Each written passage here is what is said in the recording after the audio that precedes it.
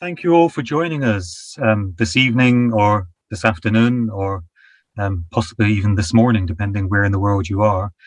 It's a huge pleasure today to welcome Derek Hook to Lacan in Scotland.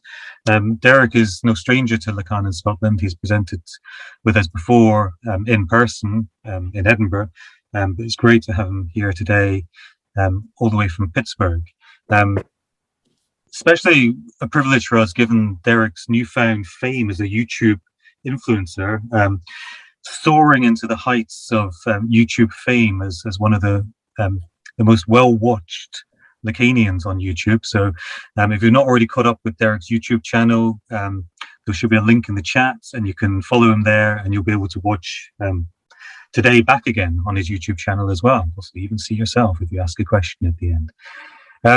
Derek is an associate professor in Pittsburgh. He's a prolific author on Lacan and as well as Lacanian theory, kind of straight theory, neat theory. He also writes a lot on Lacan, applying Lacan to questions of race and culture more generally. He's also one of the editors of the Reading Lacan's Écrits series, so I imagine you know many of you know him from that as well. So without further ado, I'm going to open the floor up to Derek, and he's going to be talking to us tonight about one of Lacan's earlier Écrits, Function and Field.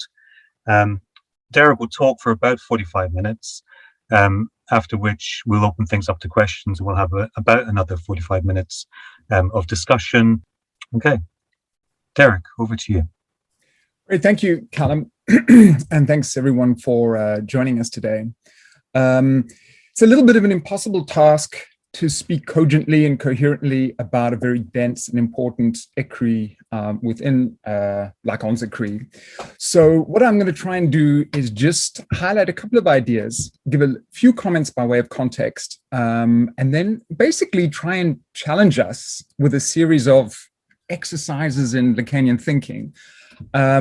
And then hopefully I can keep it to 45 minutes, and then it'll be good to get people's contributions so we could try to articulate some of these ideas and develop them a little bit more. Many of you will already know something about the context of function and field, but in case you don't, I'll just give one or 2 points. One is to say that it's an extraordinary document, partly because of how compressed it is. It contains an unbelievable density of ideas. And in many respects, you can rightly say that it's a blueprint of a decade's worth of teaching that Lacan will go on to pursue.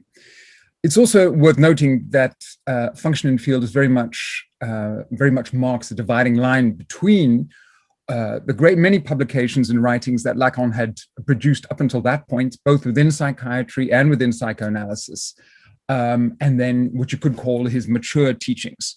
So he delivers the verbal presentation of Function and Field, in other words, the celebrated Rome Discourse in September 1953. And 2 months later, he begins Seminar 1. So you get that sense, and also this idea, which Lacan and Emile has emphasized, that this is where his teaching actually begins. So it's kind of a crucial landmark in Lacanian theory. Another piece of historical information, there was a split in the Société Psychoanalytique de Paris. Sorry about that, I'm embarrassed even for trying to pronounce it. The Paris Society for short, which occurs around 53, when Daniel Lagache and Lacan and others end up forming a new society, the Société Française de Psychoanalyse. And what that then meant was that although Lacan had been scheduled to be a key speaker at the biannual Congress of French-speaking psychoanalysis in 1953, he wasn't able to formally take up that role, and so ended up doing a kind of extemporized version of his paper in a slightly different forum. The other point to make is that reading through the paper, one realizes how powerfully antagonistic Lacan was to the prevailing orthodoxy of a kind of neurological, biological approach in psychoanalysis at the time. Certainly as exemplified by colleagues such as Sacha Nacht and others in French psychoanalysis at that time. And of course, this is a comment Paul Verhaeghe has also made. When you bear that in mind, you see how this paper is still of fundamental significance for us today.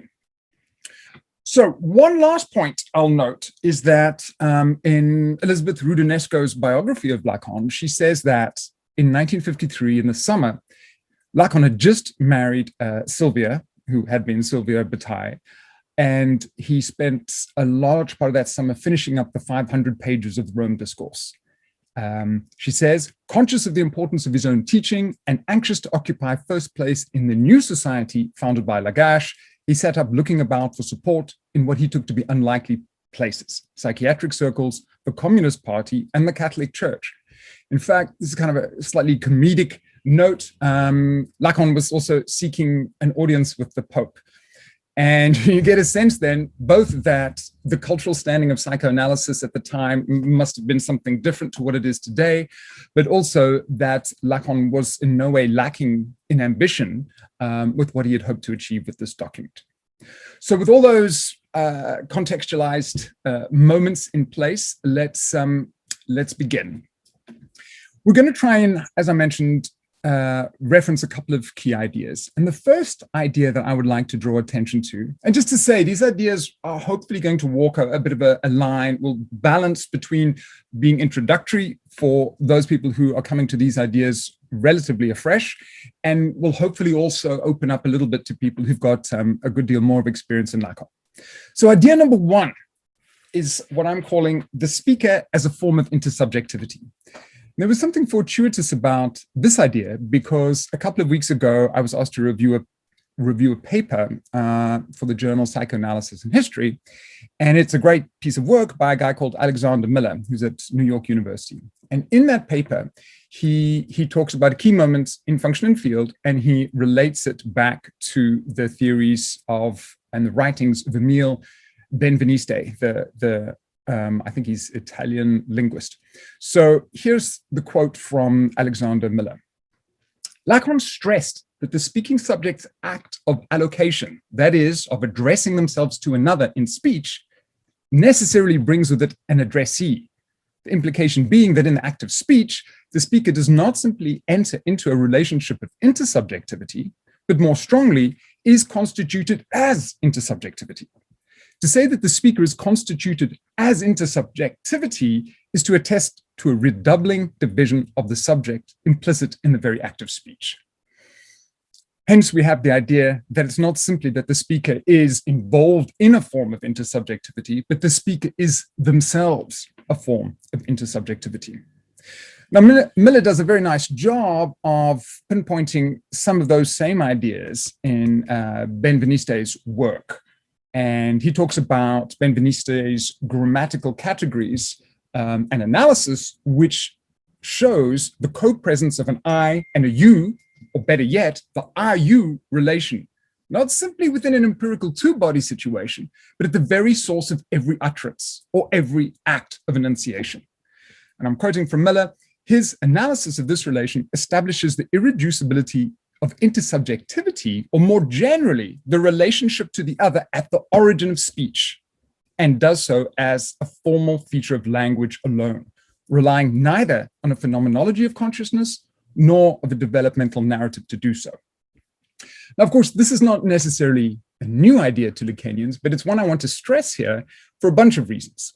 Number one, it's usefully counterintuitive in as much as it runs against the grain of many commonplace psychological and phenomenological conceptualizations of what intersubjectivity is.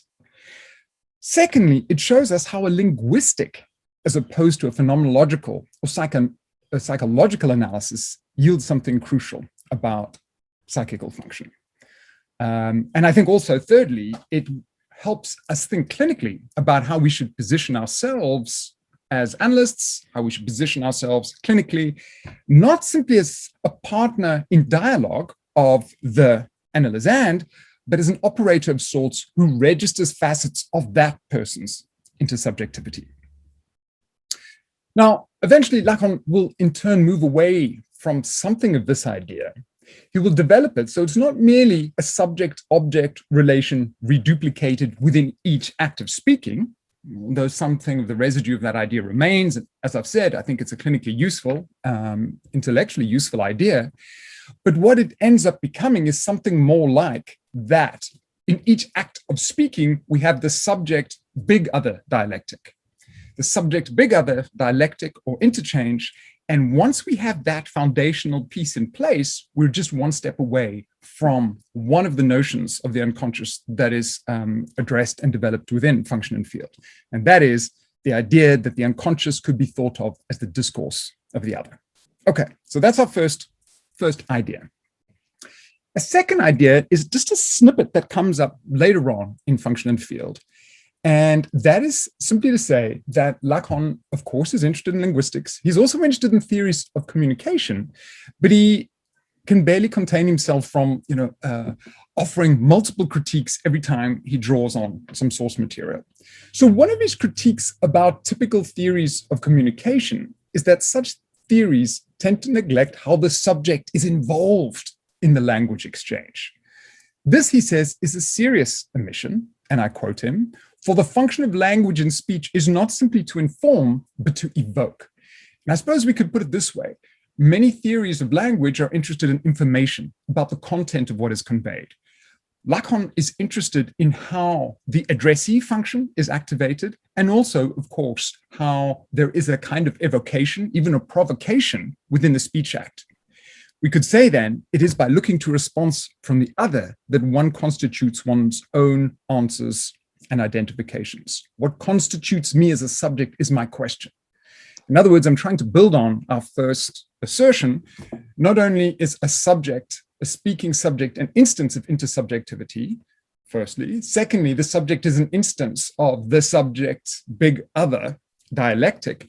And thirdly, once that dialectic relationship to the other is in place, that subject is always going to be, in a way, minimally hystericized, emptied out, made desiring, made lacking, defined by their emptiness, defined by a question. So that's our second idea, how the subject is constantly emptied out by virtue of being engaged with the other, by virtue of speaking themselves within the symbolic domain, the emptying, the lacking of the subject. And as we go on, I suppose I'm going to end up highlighting those ideas I found most challenging. And one of those is also this contraction where Lacan talks about manek être. Again, sorry for butchering French, but subject as lack, the lacking subject, the lack that is the subject.